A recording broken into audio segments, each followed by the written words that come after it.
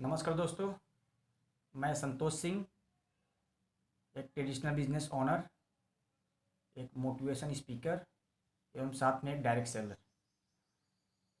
और दोस्तों, आपसे बात करके बहुत अच्छा लगता है, बहुत मज़ा आता है। और जो भी कुछ इस इंडस्ट्री से, इस सिस्टम से हम सीखते हैं, किताबों के माध्यम से, वीडियो के माध्यम से, उसको हम आपसे शेयर करना चाहते हैं। और आज का मेरा जो वीडियो टॉपिक है वो है सफलता के 3 दुश्मन। जी हाँ दोस्तों, हम आप जिस भी प्लेटफॉर्म से हैं, जिस भी प्रोफेशन से हैं, और उसमें ये बहुत बड़ी सक्सेस पे जाने के लिए ये 3 अवरोध हैं, जिसको बोलते हैं अहम, वहम, सर्व।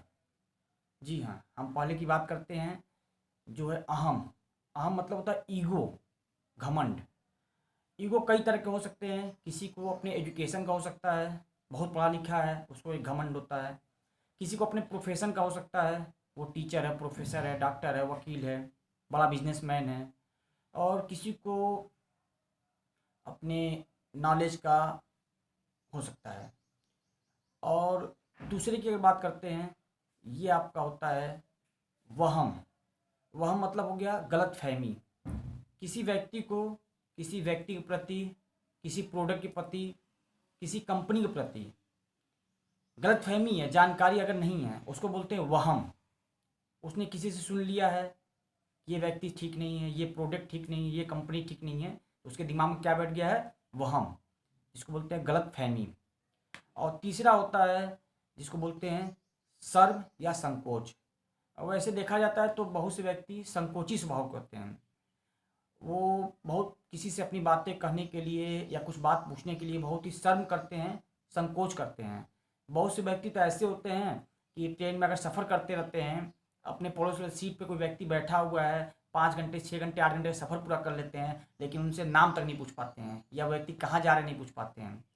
तो ये जो तीनों चीज़ें हैं जो कि सफलता में बाधक है किसी प्लेटफॉर्म पे, इन तीनों चीज़ों को, ये तीनों चीज़ें सभी के अंदर होती हैं। किसी के अंदर ज़्यादा होती है, किसी के अंदर कम होती है।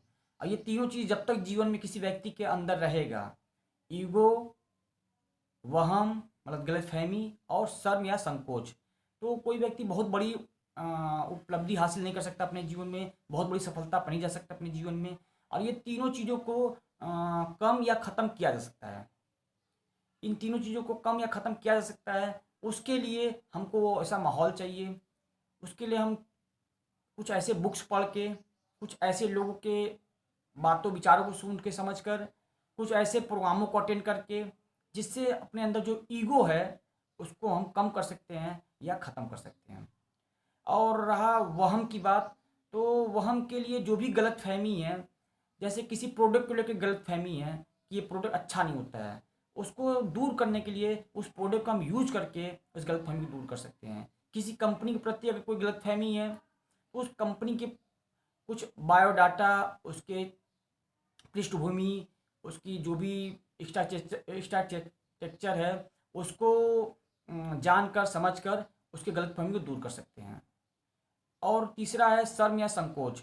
ये स्वाभाविक चीज़ें हैं कि हर व्यक्ति के अंदर थोड़ा बहुत शर्म या संकोच होता है। लेकिन अब हम उस तरह से माहौल में रहेंगे, पॉजिटिव माहौल में रहेंगे, कुछ बुक्स पढ़ेंगे, प्रोग्रामों में अटेंड करेंगे, तो वहाँ से ये तीनों चीज़ें धीरे धीरे धीरे धीरे एक आदमी के अंदर से दूर होती चली जाती है।